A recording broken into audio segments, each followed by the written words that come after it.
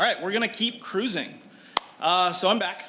I'm here to talk perennial grains, a deep dive on Kernza perennial grains, and a glance at what's next.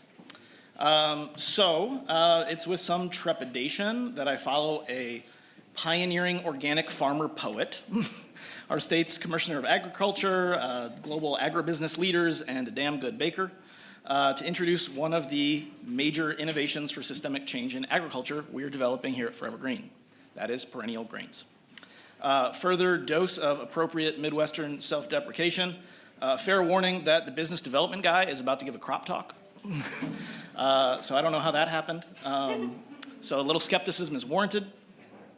But my hope is that as a non-scientist, perhaps like you, I can share with you as citizens and as consumers why I remain tremendously excited about perennial grains now and into the future.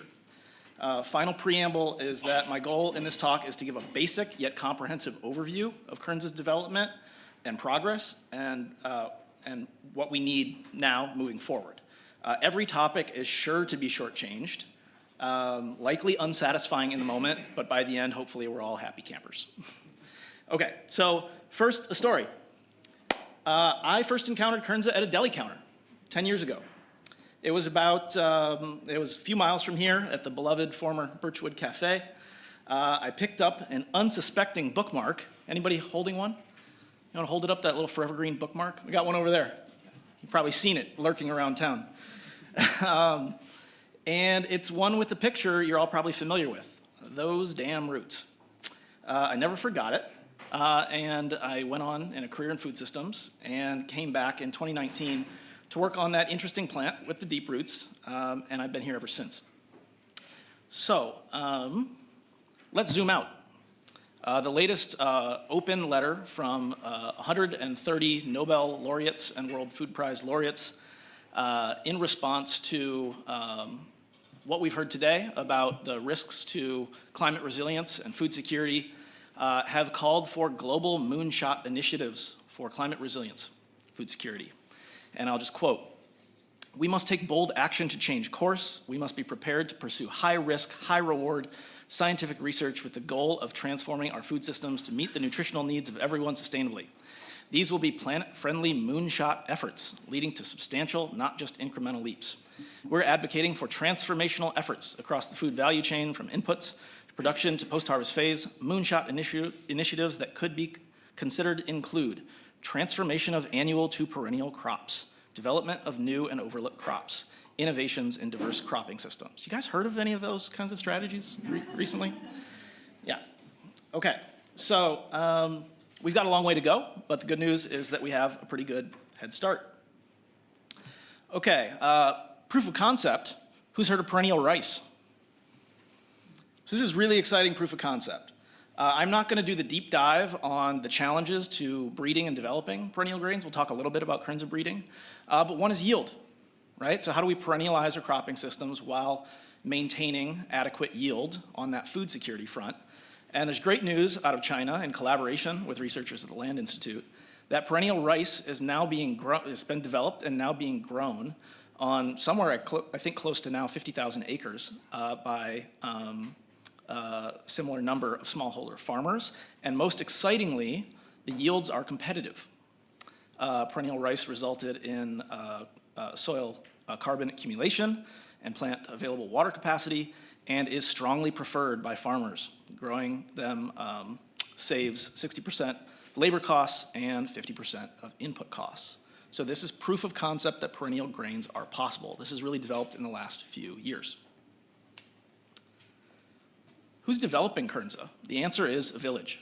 We're not here to talk about Forever Green. We're here to talk about the solution, right? So we're one of these partners, but this is just a small selection. Like, this network doesn't fit on this page, right? So this is just a highlight of NGOs, state agencies, corporations, small companies, farmer cooperatives, and yes, universities.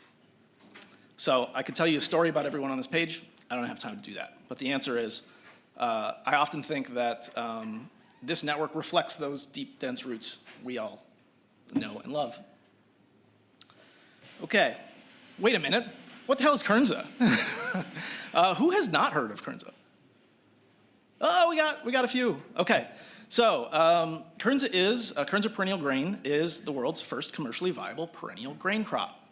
The exciting thing about that, as most of you in the room know, all of the grains we've developed to date in human history as commercial crop varieties are annuals. They're planted usually in the spring, sometimes in the fall, and harvested within a year.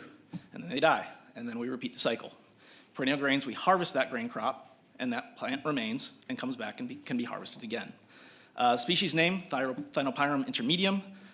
It's a Eurasian forage grass brought to the US about 100 years ago. It's tolerant to a wide range of environments and moisture conditions, relatively high biomass and large grain size for a perennial grass, that is. I can't do the history justice, but about 40 years ago, this species was identified by the Rodale Institute to be domesticated into a perennial grain crop. That work was handed off to the Land Institute, I believe, about 20 years ago. And some of those plants were shared with the University of Minnesota about 12, 13 years ago. Its uses are dual use for grazing and grain for food, beer, and spirits. And it has this deep, dense root system that supports soil, water, and climate. And its additional benefits for growers, again, provides options for grazing, forage, and grain for food uses. It reduces input and labor costs for farmers on the order of a third to a half reduction in labor costs in years 2 and onward, and it can spread work over the season and offer lots of those environmental benefits that farmers want on their farms. Whew, that's Kernza. Okay, so breeding goals. We have a breeding program here at the University of Minnesota that is targeting major traditional breeding targets. Grain yield, sustained grain yield, seed size, shatter resistance, free threshing. I'm literally gonna do like one slide on breeding, one slide on agronomy. It's gonna be rough. But here is just a quick summary of the general theme here is that we are improving these traits, right? So we have increased grain yield size. Yesterday in the field, Jim Anderson said that between our Kernza cycles, our varieties, we're seeing between a 10 and 20% gain across most traits. Now that's not a new variety release every year, but annually, he cited about a 2 to 3% annual yield increase, which in wheat, which is being bred for thousands of years, if they get 1%, they're really excited, right? So we often say we're in the honeymoon phase of breeding. So we're increasing yield, we're increasing seed size, we are increasing threshability. So right now, Kernza is about 50% free threshing, maybe a little more when it comes out of the combine. Maybe 2 varieties on from now, we expect to have about a 90+% free threshing grain. And that is all the time I have for breeding, unfortunately. Kernza agronomy, the thing I want to say is that we have guides on this now. I'm not gonna go through every item because that's not what we're necessarily here to learn about, but we have a planting and equipment recommendations guide, a Kernza grower guide developed in partnership with Kernza farmers. And all of the traditional agronomy recommendations that a farmer would be interested in, planting rate, seeding depth, row spacing, fertility, management, weed management, harvest, etc. We have recommendations for this. And again, back to Carmen's point, this is a 2-way street. It's more like a 7-way intersection, but especially on agronomy, it's a 2-way street. Just a basic view of the life cycle. You have Kernza being sown between mid-August and mid-September here in the upper Midwest. It establishes, it goes dormant, fertilizes. Really early in the spring, starts growing, right? So we see bright green fields here in April. You have the stem elongation phase. Before that, you have an opportunity to graze or take a hay cutting, which is really exciting. If you do that before stem elongation, you can get a forage crop and a grain crop in the same year. And then bale that straw after harvest, or again, graze or cut hay. In an intensive management system, there's up to 4 enterprise opportunities per year. So that's really exciting. That provides some options. Just a quick look at some numbers you might be interested in as a grower for your grower partners. The dual use opportunity, I would say, is really important to maximizing the economics of Kernza. We're increasing yield, but relative to our annual crops, we're not there yet, right? We're yielding, about a quarter, I would say, of an annual grain crop. But there's several ton of biomass per acre out there with Kernza, and so deriving some economic value from that forage really helps from an enterprise perspective. Quick little snapshot of the economics, again, on the dual use front. this can be a profitable enterprise, right? I wish I could go into the enterprise budget and say more. This also depends a damn lot on markets. We're all interested in the environmental benefits of Kernza.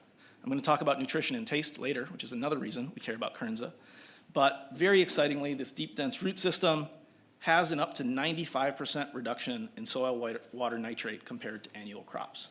So when we talk about, who's heard of donut economics? Anybody heard of that? Right, so we always have this like carbon tunnel vision, which is important, but I think the planetary boundary that we're like furthest like askew on is nutrient loading of our waterways, right? So this sponge can really address that, utilize those nutrients. Kernza can significantly boost soil health by reducing soil erosion, increasing soil organic matter, enhancing water infiltration, and increasing soil aggregate size. It provides shelter and nesting habitat for wildlife and waterfowl. And it can be a powerful tool for climate resilience, adaptation, and we're getting closer to being able to say carbon sequestration.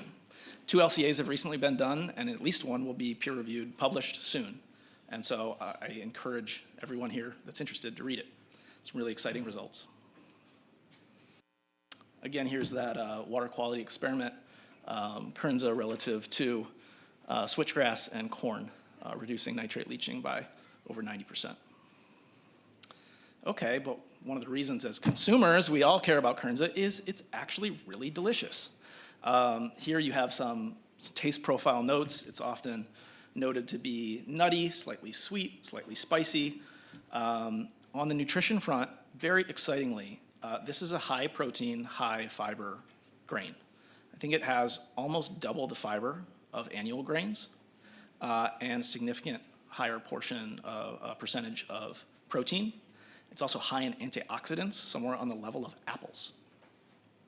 Pretty interesting. And it doesn't hurt that we have a James Beard Award-winning author and Star Tribune food writer who wholeheartedly endorses Kernza on the regular and feeds it to us, and at some point will assuredly feed it to you. That's Beth Dooley. There's many successful products that have been developed with Kernza, over 50 to date. I want to say getting closer to 100 if the Sustainagrain guys succeed in their 50 and 50. About 5 of these have been nationally released products. I don't have time to tell you about them all, but here are some visuals. We've got pasta, cereal, flour, pancake mixes, whiskey, beer, on down the line. So we have, what I really want to pause and say is that there is a very exciting innovation ecosystem around Kernza. We've all probably, read some articles in various publications, either overestimating the excitement or talking about challenges, and I want us all to update our mental models. We're at a point I'll talk about in a bit, this really exciting point for Kernza that we've got a lot of challenges. I'm going to talk about those challenges in a moment. But there's this innovation ecosystem who farmers and entrepreneurs have oriented their life toward bringing Kernza to market, and in many ways are succeeding in doing that, but they need more support, and that's where we'll talk about a call to action. Okay, so challenges. Yeah, we got challenges. Which challenge you want? There are many, and they're real. This does not do justice to summarizing them, but just a few, the challenge and the strategy we're implementing. So we have these key traits that really need improvement: yield, threshing, lodging, etc. We need to keep breeding this crop, right? Our gains in breeding, it's a numbers game. Breeding is responsive to investment and human capacity. Yield longevity, many of you are aware that we see yield decline in Kernza. This could be addressed through breeding, but also through agronomy, and some of those strategies we're exploring include controlled burn, strip tillage, light, modest soil disturbance. The agronomists and the breeders are working on this challenge. We also see a notable yield gap between research yields and on-farm yields, because we need to dial in those commercial on-farm management practices. And so we currently have a grower-led, U of M supported, MDA-funded yield gap project where we are gathering yields, data on-farm relative to research yields in the same year.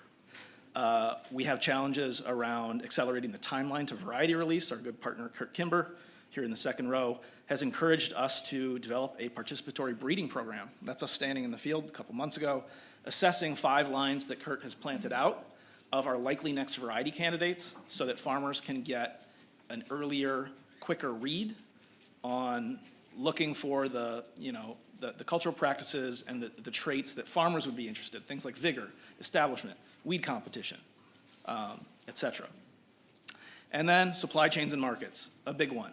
I'm going to talk about this in a moment, but investment, scaling toward efficiency, supporting the entrepreneurs, and partnership. You probably want to know where's Kernza at.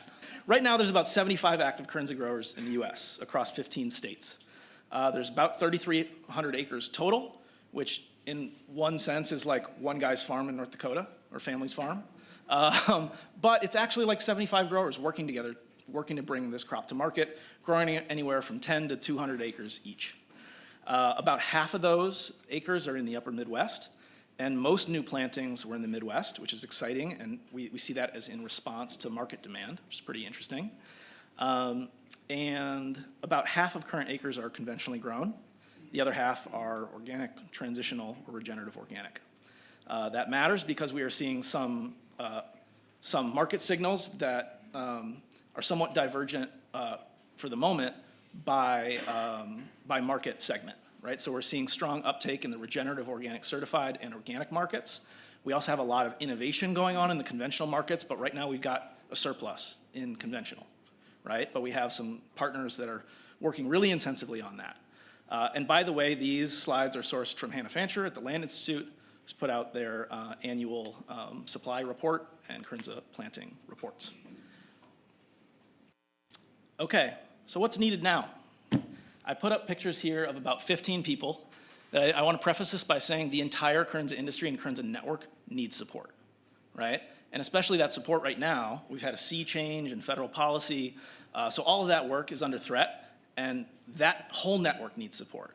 So I'm not picking favorites, but I am identifying, I think, a core of the Kernza industry that is really critical to its success in this moment.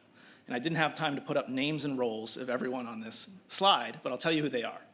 They're the domestic US Kernza breeders at the Land Institute and the University of Minnesota, and they are representatives of the 5 Kernza distributors that are bringing this product to market. Right now there's 5 distributors, 4 in the upper Midwest, 1 is in Kansas, and if you buy Kernza in the marketplace from a brand or from Montana or from General Mills or from anyone else, chances are it went through one of these 5 partners, right?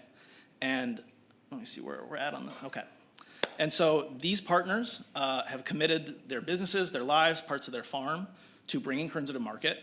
But I would say across the board, this proto-ecosystem, this innovation ecosystem is undercapitalized. And it needs more talent, it needs more capacity, it needs our support, right? And so we want to make sure that we are innovating in finance, innovating in how we bring capital in an integrated way to research and commercialization efforts, and make sure that we're supporting these partners. And then looping back to the breeding, I'll just mention that for a moment, that the quicker we make gains in breeding, we solve so many problems down the line, right? So if we bring the yields up, if we get a free threshing grain, if we have a larger seed size, that solves a lot of problems for farmers, the supply chain, and for bringing the product to market. So this is just a nucleus of the industry that I really want to orient you to in this moment, that we've turned a corner. Kernza is commercially available. Pretty much any type of product you can imagine, it's available in one way or another out there, but this proto-industry needs our support, and we need to be banded together cross-sector to make it happen. Okay. How much time do I have left? Pretty much. 5 minutes? Okay. All right. Lastly, I'm going to give a little glance into other perennial grains under development, which is pretty exciting. We're not just here to talk Kernza. Kernza is kind of the tip of the spear in the perennial grains game. We have what's next. We have Kernza perennial grain. It's available now and into the future. We'll talk a little bit about perennial cereal rye, which is something that I'm really excited about right now. Perennial wheat and perennial oat are examples of additional perennial grains under development here at the University of Minnesota Forever Green Initiative, our partners at the Land Institute, and elsewhere. So just to highlight perennial cereal rye, because I might even be able to save us a minute. We won't always be behind. Perennial cereal rye, it has potential applications like annual rye in food, brewing, distilling, and forage. I have a few pictures. It's heading in late May. Last year, it was harvested here on campus in mid-July, and a big exciting piece is that the yield potential is somewhere probably between 60 and 80% of annual rye, relative to Kernza, being significantly lower relative to annual grains, to our typical annual grains. And so some pictures here of perennial cereal rye. This picture on the left was taken at Kurt Kimber's, our participatory breeding and experimentation partnership. May 16th, Kurt gave me this picture yesterday, and it's right next to spring-seeded oats. So this crop on his organic farm is relatively low weed pressure. It's headed out. It's a bit shorter than annual rye, so annual rye taken for grain or for seed has a challenge with lodging. So that shorter stature it can address that lodging issue. And the heads look great on this crop. I was struggling in the field on campus to identify between the annual and the perennial, and it was mainly the difference in height that I was able to identify the two. So just maybe to close, we have some plots here on campus about 1,000 feet away of perennial wheat that I think are in their 4th year maybe, which is quite exciting. And it just highlights, I'll close here at the end, that there's a couple different strategies to getting to a perennial grain. One is to domesticate a wild perennial species, and the other is to cross a wild perennial with an annual crop.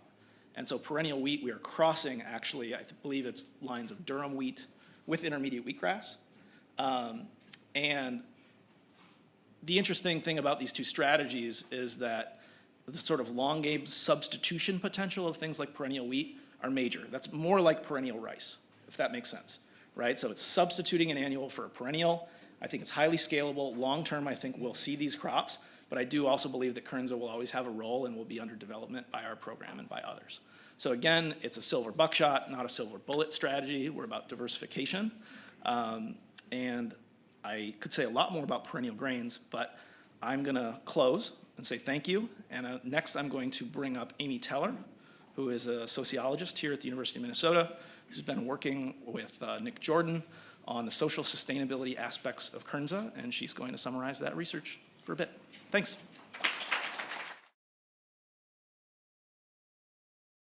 Thanks, Colin, and hi, everyone. I'm Amy. I'm happy to be here and representing the social science work happening with Forever Green.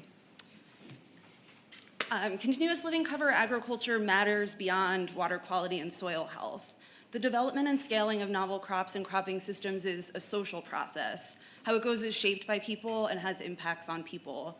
Many of the outcomes you're hearing about from CLC that Forever Green is working toward are social changes at their core, like prosperous farmers, transformed supply chains, landscapes and industries that represent the people in the community, and climate adaptation. But achieving social benefits is not a given outcome of scaling any environmental innovation. You can probably think of a past example of a well-intended innovation that's caused harm, and they can reproduce or worsen things that are not just about agriculture and supply chains. So assessing social impacts now as crops are developed and adopted gives Forever Green a way to adjust toward beneficial social outcomes.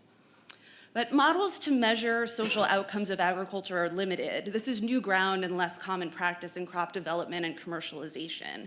So as people have said today, Kernza has been a tool for learning, and that's been true in this area as well. With Kernza, we're building and testing novel approaches to understand the social outcomes of adopting and scaling a new crop. And we are publishing our work so others can learn from our efforts on this as well. And most importantly, we began to do this in collaboration with Kernza growers and supply chain businesses, starting from what they're experiencing and thinking as they work to make Kernza happen on the ground. And to give you a small taste of what this work has looked like, I had in-depth conversations with 63 people who are in roles throughout the Kernza emerging supply chains in both Minnesota and in Kansas. And sometimes those conversations, we talked for about 30 minutes, and others went for up to 3 hours or more, and I really followed their lead on how much they wanted to talk about Kernza. And these maps show the counties where the Kernza growers, the supply chain businesses, or in the purple, both are located. And I collected data on two main topics. The first was to assess social outcomes. So things like through adopting Kernza, what have they found beneficial and taxing? And what's been valuable and missing with their relationships with R&D institutions? And then the second component was learning about what social outcomes matter to them. So what directions do they want to see or not see Kernza go in?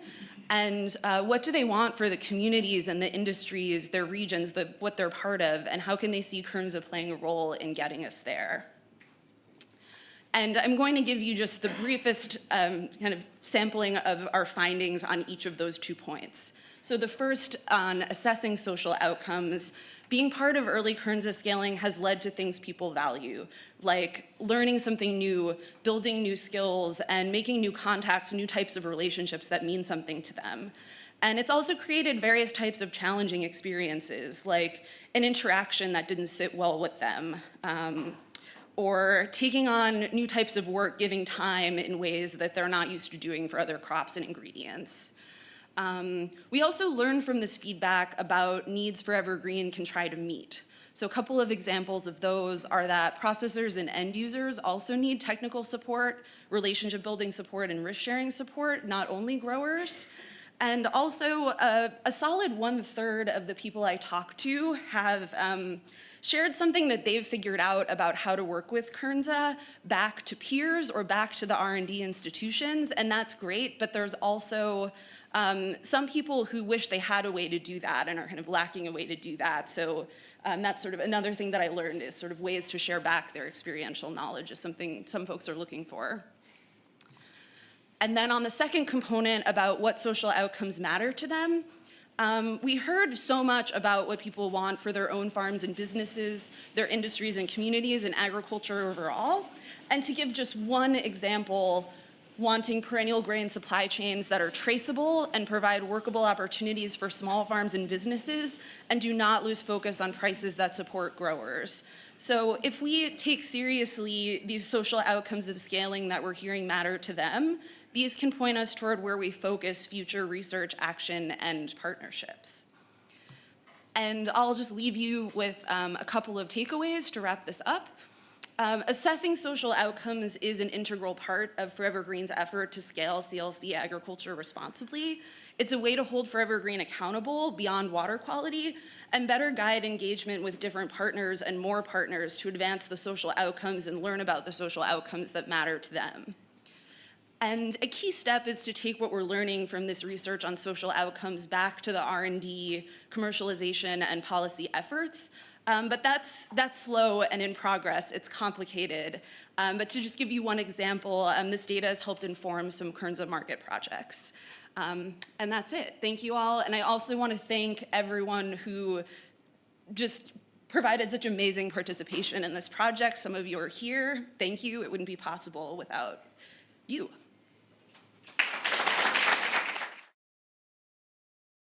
I would like to invite 2 individuals up to the front. First, Dr. George Annor is a professor in the Department of Food Science, longtime partner of Forever Green, and a McKnight Presidential Fellow. And George will reliably feed you creative snacks, serve you Kernza beer and sake, and then reliably ask for your checkbook. And Alexandra Ostlund is the Director of Business Development for Novel Supply Chains at the Agricultural Utilization Research Institute, AURI. And I think AURI is a not-so-secret weapon here in the state of Minnesota to keep our agricultural sector competitive and innovative. And Alexandra's a great partner in that work. Okay. And the question is, which of the following barriers to scaling Kernza and other perennial grains stand out to you? You can pick a top 3. I think you can choose other and enter some. George, come on over. Okay. Yeah. I can't see it. Yeah. Okay. Do you have I guess I'll take the bait on the consumer willingness to pay as a starting point. Something that in the work that we've done to engage with the Kernza market and supply chain build out has been, there's a lot of things we could do with Kernza, but we're now honing in a little bit more on what we should do or what we might do more effectively with Kernza. And I think it's coming from that position of, we know it's a premium priced ingredient. It's not likely to come down in price until scale in both the supply and demand side of the ledger is also growing. But what can we do in this interim time, and really selecting sectors in the market that might have more of a willingness to pay for consumers where the margins are better. And for example, I think if you know where I'm going here, it's beverage. I mean, that's where we've put a lot of time in our last reporting cycle and pilot work is how can we malt with Kernza? If we're gonna flake, what are the right specs? If we're gonna use the raw grain format, are people interested in conventional versus organic? And so trying to explore that sector, because we know someone might pay a little bit more for a bottle of whiskey or for some beer than they might for some other products. So that was a place that we kind of started at in our last project work, thinking what could we target as a place to leverage in this time at this scale for this crop. And I wonder, I'm doing things a little out of order, but while folks complete the poll, I'm wondering if you could both concisely just share for everyone the basics of how you're involved in Kernza and perennial grains. That would get everyone oriented to your roles, and then I think we can take a few questions. George, go ahead, and then we'll come back to Alexandra. Okay, so I'm George, and I'm sure most of you know me from my puffin experiments. And that's true. I'm a food scientist, and I work on the end users piece of the crops that we develop, especially on Kernza. So I work with the breeders, I work with the agronomists. One important thing we do is to really understand how these crops change as the breeding goes on. We want to understand how these crops change as we apply nitrogen. In a recent study we did, we saw that applying nitrogen at different, in the spring or in the fall, did improve protein by 3-4%. But when we did bake bread, it did not really impact the bread characteristics, which could be a good thing for the industry because they don't like to tweak their processes. So we do these kinds of experiments to make it available. We were recently involved in looking at the nutritional profile. This was very, very extensive, of course, with the Land Institute as well. So these are some of the things we do. Most of the things we do is to generate the information that consumers need to be aware, and so that they'll be willing to pay more.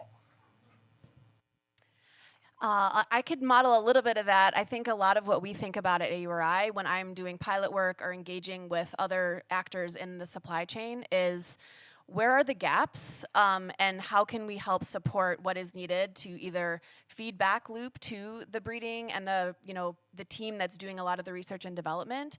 What can we give feedback for as far as like inconsistencies in different batches of Kernza that maybe I'm delivering to the malt house, or we want to hit certain specs if we're working with flour for pasta versus bread. So it's thinking through like what are the pain points in working with the grain itself, but also what is the right size infrastructure and investment that's needed to help stand up different parts of that supply chain. And a lot of it is like the unsexy part of growing this out. So seed cleaning is something I didn't know a lot about until I grew into this Kernza world. And that's a big pain point for a lot of new grains, especially grains that have, I'll say, maybe a challenging size to work with for some places where they have to retrofit existing machinery or write grants to places like the MDA's CLC Developing Crops program. There's a lot of different, as we talk about levers and mechanisms and collaborations that we have to figure out how to work with the kinks in those supply chains and build out methods for post-harvest handling or storage or testing that grain to help improve the consistency in the batches that we're letting folks work with, and then taking all of that information back. And it's this continuous conversation to build it out in a way that's consistent and reliable and tastes really good, because we know no one's gonna buy it if that isn't part of it. Thank you. We have a couple questions here about post-harvest processing. And I think something I'd like to do is raise your hand if you are one of affiliated with a Kernza distributor or focused brand or processor in the audience. Raise them high. We've got a lot of these folks in the room, and I don't want to divulge their business information, but I think they'd be glad to talk to you about their firsthand experience processing Kernza directly, building a supply chain, cleaning the seed. You have that expertise in the room. So if you want to ask, find one of these folks. I would say each of those 5 distributors has their own strategy, which is also a challenge. I think ideally we could find some collaborative, regional, cooperative strategies, but also, there's the development of different markets. There's the seed market, there's the conventional, maybe focused a little more on scale. Specialty organic supply chain, has its own needs and challenges, right? So several questions there on post-harvest processing. Let's see what else we have here. We also have 2 questions on ecological services. Raise your hand if you study Kernza ecosystem services. Raise them higher. Okay, so we also have those folks in the room. All right, so I just wanted to raise them again so everyone can see. Okay. I'll shift to a question to you both from a food science and business development perspective. Branding. How do you make Kernza cool? We're using a lot of words up here. How do you market this? Well, we know education is a big piece of it, so having good data to support things that will speak to what consumers want to use their purchasing dollars for, I think that's a huge one. Graphics that are really enticing, and then taste. I mean, honestly, I'll come back to that over and over. Making products that taste good and getting it into the right hands of the right people. People like Beth that have a platform that people are going to listen to. Those are huge areas. Sandy, I see, is in the back. She's done a lot from the beginning with Kernza and making really delicious products. And there's a lot more people. I saw that you had 50 plus now, and that has changed in the 4+ years that I've been at AURI. That number has grown so much. I think that's a really cool part of working in this supply chain is just the speed at which the evolution is happening and the diversity of people and organizations and companies that have come to the playing field and how, like Colin was saying, their strategies have all differed. I think that builds more resiliency into our system because when there's one golden ticket, that's a big, that makes me nervous, right? If we don't differentiate the places in the market that we're able to sell this or expand. I don't know if I'm answering that question very succinctly, but how do you make it cool? I think the graphics are what stick with people. I'm a visual and experiential learner, so it's visual and it's experiencing it, tasting it. George, how do you make Kernza cool and delicious? Thank you. From the results on the board, it is obvious that it's delicious because nobody said taste was the barrier. So check. Okay? True. What I see still is willingness to pay and also consumer awareness. I think both of them are very well linked. Now, I'm sure most of us, when we go to the grocery store and we're deciding to buy a product, we do think about the environment to some degree. We do think about the soil to some degree. But what else do we think about? Is this product tasty? How is this product going to help or benefit me in terms of my health? I think that is the information we are missing. And I know the commercialization team are working on that. Now, we know now after looking at the nutritional profile, we have enough antioxidants per 100 gram of Kernza flour that is equivalent to an apple.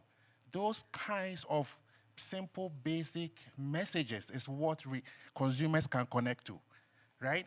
We shouldn't write any crazy scientific words like antioxidants. People even get confused. Let's make the message simple, generate the information, make it simple, especially nutritional information. And I was just hearing about the social impact. How do we get consumers to know about the social impact? I think that will change how we see Kernza. Thanks, George. One more quick follow-up for you, George, and then one for Alexandra, and then I think we'll close this section. Can you just talk a little bit about the work you're doing on the fiber aspect of Kernza and microbiome? Yes. So last year we got a study funded by Forever Green to look at how the consumption of Kernza affect your microbiome. And again, going to that nutrition piece, something that consumers can relate to. So we puffed a lot of Kernza, we baked a lot of bread, we recruited a lot of people. This is done by a colleague, Levi, in my department. So these people are going to be fed with Kernza bread and puffed Kernza for quite a while. And then they take stool samples and they analyze the microorganisms that grow in these people.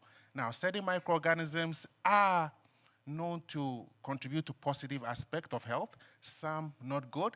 So the study is still ongoing, but I think this kind of information could be a game changer for how people see Kernza. And that could easily flip what we see here about willingness to buy. If people know something is going to help them, like that is what the pharmaceutical industry does. They know, they market their drugs to let you know that if you don't take it, you're going to die. And then people buy. I don't think we should do that, but we can market it in a way. If you don't buy Kernza. Yeah, we can market it in a way. I mean, 20% dietary fiber, 20% protein. Out of that 20% dietary fiber, 5% is soluble dietary fiber. What the soluble dietary fiber does is when you eat it, it makes the content of your intestines more viscous, and it actually binds to cholesterol. It reduces how much cholesterol gets into your blood. Why can't we tell people about this? We should add such information to the environmental piece and the soil piece, and I think people would start bringing out their checkbooks. Yeah, there it is. Yeah, and just to share, these are some brand new results we have on the nutrition front. So we haven't brought these forward in the Kernza community yet because just recently, Catherine Chut's leadership, we brought together representative samples from 3 production systems, 2 in the Midwest, conventional organic and conventional Great Plains, to work with an analytical laboratory to get these results that we can start to move nutritional health, things around microbiome. And as many of you are aware, there's a whole conversation right now about nutrient density. Think about the root system. Think about what George is telling you about health. I don't want to make preliminary claims, but I think this conversation will continue to develop. I have one last question for Alexandra, and we have 2 questions that came in about, not to put you on the spot, but it's a novel supply chain question about climate data for Scope 3 emissions reporting, and what's the why for larger corporations. And I think there's a third one here on translating findings for ecological services within kind of companies' marketing. And we also have Merge Impact in the audience that we could talk to afterwards. But could you just ruminate on that a bit? And how maybe one last piece, is this proto-industry, 5 startup distributors, trying to bring this product to meet those level of reporting and data requirements? What are the challenges? Thank you for those lovely and big questions that I will probably punt a little bit to the point of, you said there's 2 LCAs coming out, and then we know that Merge did some input data on carbon sequestration. I would point to those sources for how we're starting to understand the LCA level impacts for that and what that data is showing. To my earlier point, I think good data is how we market more effectively and educate more effectively. I will say, and maybe this is a little bit of my own bias, but I think companies like to talk about their sustainability metrics and their projections and goals. And at the end of the day, a lot of it comes back to price. You know, the market is king. And I would like to push that question back to the corporations and the companies that are saying that they really care about those things, because often it gets deprioritized when other aspects are at the table. And so I have some healthy skepticism for what all of that is going to mean when it comes to like the promises that are made for the environment. I'm hopeful, but I'm skeptical. So I kind of live in between those 2 things about what it really means and how do we actually market it. Because I think for consumers, a lot of us have values that we try to live out, but at the end of the day, inflation is big and the economy is in a weird place. And yeah, we all only have so much that we can stretch our dollar. So those are big questions I'm not really answering. I'm sure there's a lot of other people in the room who we can have a very healthy discussion and very different opinions will come out of that. I just want to plug one thing quickly before we close, which is one thing that AURI does also, aside from a lot of the pilot work that I've talked about, is develop IP. And so with Kernza specifically, we have a patent pending for ferulic acid, which I think is a really cool aspect of Kernza. It's that cinnamon flavor that a lot of you have experienced in tasting it. And so similar to like a vanilla extract or like a wasabi paste, George maybe has some opinions here, but we're working on a patent to try to figure out how to extract that compound and use it like a cinnamon flavoring agent. Very exciting. Did you want to say Yes, a last yes, thing about that? yes. Okay, then we'll move toward close. Yes, and that ferulic acid is actually what is providing a lot of those antioxidants that I was talking about. And if you know what antioxidants do, they actually help to scavenge all the crazy things that could potentially cause harm or cancer. So you eat Kernza, it may be a little bitter because of those ferulic acid, but they are very, very good scavenging compounds that scavenge a lot of the bad stuff that we get from the digestion of food. So go get yourself some Kernza. Don't think about the price. Just pay for it. And know that you are helping the earth, the environment, the world, and yourself. Well, you already cleaned out their checkbook, so. No, okay, my 2 sentences to wrap this up. First of all, thank you to our panelists. Thank you all for engaging in this deep dive. And my closing statement, I realized I moved very fast through the Kernza session, and so I know Kernza wouldn't be here for sure without the Land Institute, Forever Green Initiative, Greenlands Blue Waters, many, many partners, but also those distributors, I didn't name them, the Perennial Promise Growers Cooperative, Perennial Pantry, Sustaining Grain, Field Theory Foods, and Arcola Farms. Kernza would not be available to all of you without them. So, and lastly, it's been one of the great honors of my life to work on Kernza with many of you, including our seed supply partners, M&L, Albert Lee Seed. There is a specialty in this region of bringing this product to the world, which is now really exciting. We have a competitive advantage globally in perennial grains because of many of the people in this room, so thank you.